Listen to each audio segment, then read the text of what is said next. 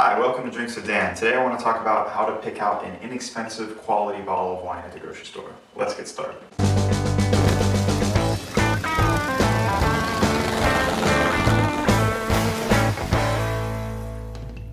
Okay, so you're in the grocery store and you're trying to pick out a bottle of wine and there's just an overwhelming selection. Where do you start? Panic sets in. I want to help try to alleviate that. So there are two rules that I want to talk about if you're going to find a really inexpensive budget wine that you can rely on.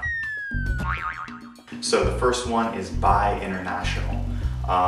California and the United States in general just has a lot of rules that aren't well established like many other regions, and so quality is hard to find at a really low price point. So anywhere outside the United States, I'm talking South America, Spain, Italy, New Zealand, Australia. Typically, if you stick with these regions, you can find really good budget buys. Rule number 2 is buy a white wine. White wine is really safe because it doesn't use oak barrels. Most white wine does not use oak barrels, and oak barrels are really, really expensive. Typically, small French oak barrels is what you age red wine in. For some period of time, typically 6 to 12 months or even longer, and a small French oak barrel is going to run $1,500 a barrel, and so automatically that price is driven up.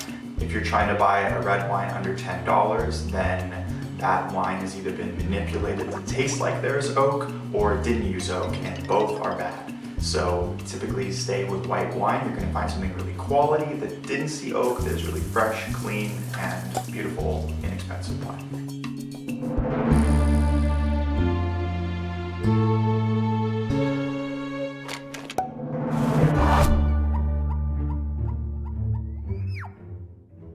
Okay, so you're in the international section looking for a white bottle of wine.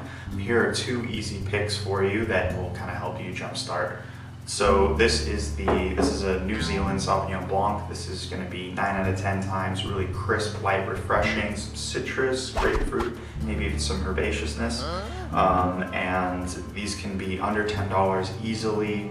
Really drinkable wines. I think you can impress yourself or anyone else at the dinner table if you brought one of these. And they can typically be incredible wines if you spend a little more on them as well. Typically you can find them for $20 all the way down to $5 or $6. So anywhere in that range you're going to find something, I think, worth the value and high quality. Okay, so my second really easy buy would be a Pinot Grigio. I have a Pinot Blanc in front of me, but just pretend it's Pinot Grigio. Pinot Grigio is traditionally from Italy. There's a lot of copycats out there from California or wherever, but Pinot Grigio should be from Italy. It is an Italian grape. It's coming from the northeastern corner, and there's a couple of provinces in there that make it, and they make it really exceptionally, especially if you can find one with the DOC sticker. This one has the label, the DOC label on the bottom, but typically it's around the neck of the bottle, big DOC, Denominazione di Origine Controllata, and this is like a bunch of different regulations that apply to not only growing the grapes, but then also making them. And then after the producer makes the wine, they send it to a panel and it goes through a taste test. There's like so much rigor that goes into getting that status. So if you see that mark of quality, you know that this bottle is going to be of some kind of quality, if not exceptional quality. And typically you can find DOC bottles for under $10 easily, and Pinot Grigio is going to be one of them because it is made in a few provinces up in Italy. So there's a lot of production of it. A lot of it is under this DOC regulation, so it's a really nice, fresh, clean wine. Again, doesn't see oak whatsoever. So you're going to get this kind of pear, apricot notes from it, some citrus. It's more subtle than Sauvignon Blanc, but typically it's a really beautiful pick, and it pairs well with any kind of appetizer. Salads even is great because it is more subtle.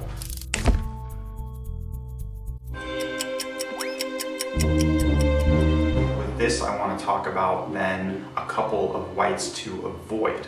So number 1 would be Chardonnay. Chardonnay is a love-hate relationship with a lot of people. I absolutely love Chardonnay, but if you're going to spend under $10, it is almost impossible to find a good Chardonnay because Chardonnay typically sees oak. And like I was talking about red wine, oak is expensive, so you're not going to find a quality wine if your wine is typically put in oak. So Chardonnay is just hard to find in an expensive bottle that you will really like.